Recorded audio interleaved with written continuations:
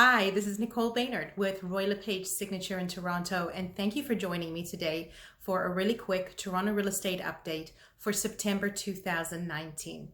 It's been a really busy start to the fall market with some beautiful weather, low interest rates, and we've seen activity continue to rise.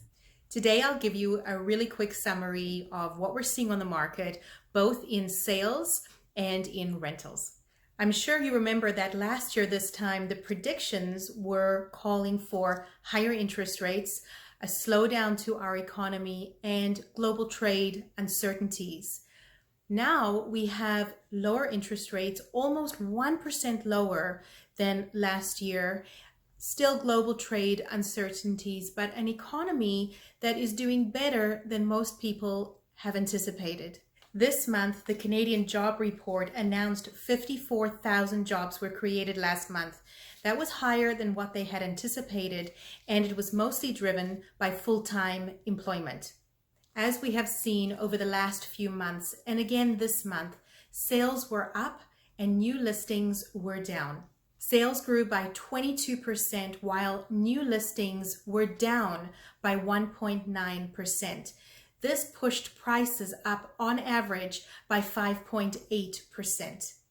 In the 416 for detached homes, sales were up 37.9%, and the prices for the detached homes on average went up by 1.2%.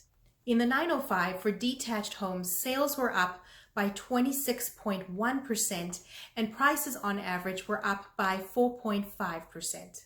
For condos in the 416, sales were up by 13.5% year over year, and prices were up on average by 3.3%.